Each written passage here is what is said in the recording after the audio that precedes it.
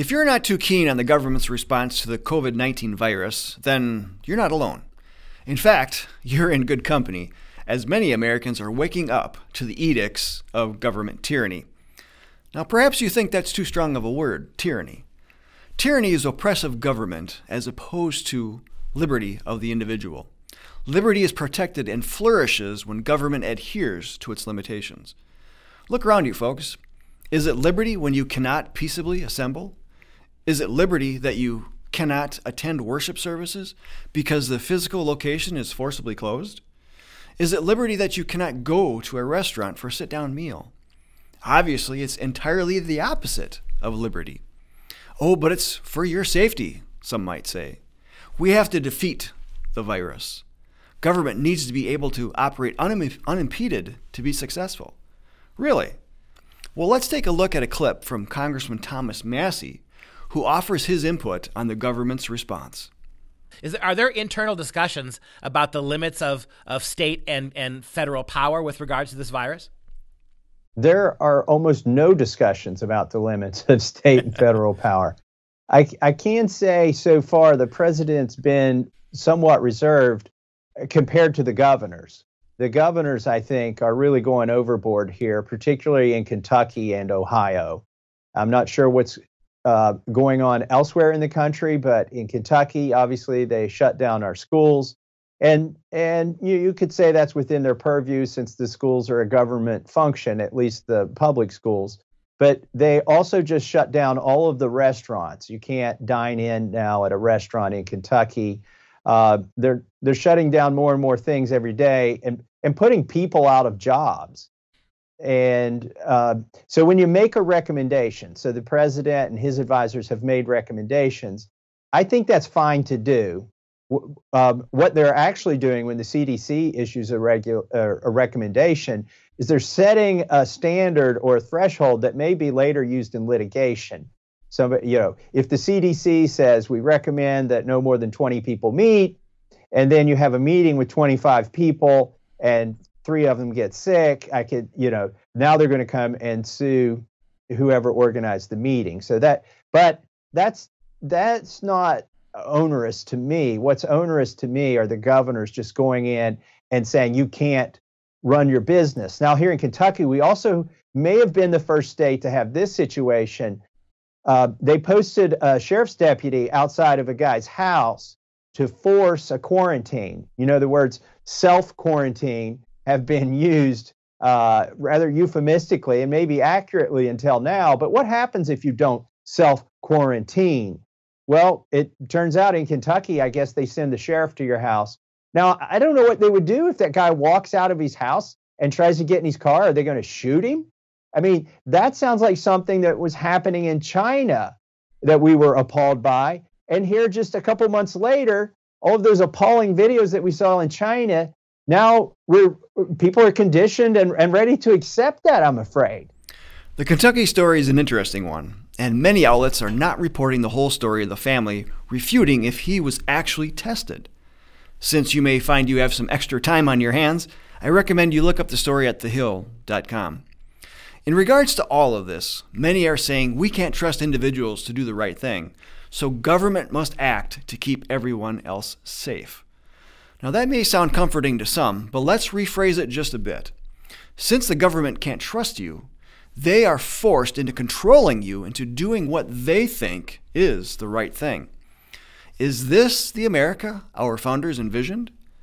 Over the next several days, weeks, and months, you will hear many arguments supporting the legality and the constitutionality of these tyrannical actions.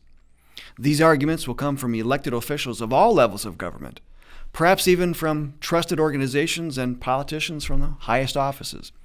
However, we think that the Constitution is clear regarding what the federal government can and cannot do. For instance, the First Amendment guarantees the right to a series of freedoms, including peaceable assembly. The Fourth Amendment protects against unreasonable search and seizures. These are a check onto the federal government. So far, the federal government has only issued recommendations and not forcible orders. This does not take into consideration the absolute unconstitutional measures that Congress is taking to pass stimulus or to ramp up any welfare programs to help Americans deal with this draconian reaction. The states, on the other hand, are being very egregious in their response. Each state's constitution has adopted the Bill of Rights in some manner. For instance, the Wisconsin Constitution lists this under Article 1, Section 4, right to assemble and petition. The right of the people peaceably to assemble, to consult for the common good, and to petition the government, or any department thereof, shall never be abridged. Now let me repeat that. Shall never be abridged. If your state's constitution says something similar, then how is it that the current state government response is not unconstitutional? Many supporters of this tyranny will go through legal gymnastics to prove to you that the response is warranted, including many good-meaning lawyers and justices. Yet, state legislatures and legal precedents have abridged your rights.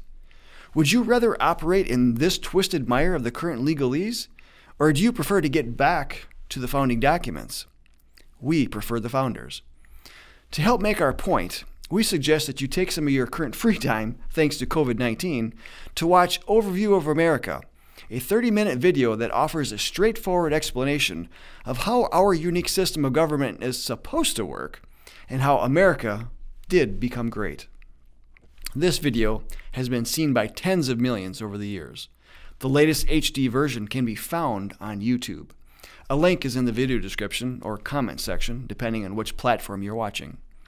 Then, we ask you to please share Overview of America with others. By doing so, you are taking an active part in educating others on the proper limitations of government.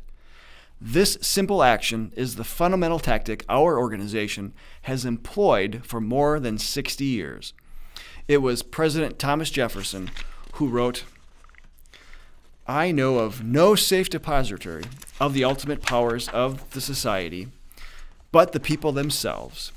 And if we think them not enlightened enough to exercise their control with a wholesome discretion, the remedy is not to take it from them, but to inform their discretion by education.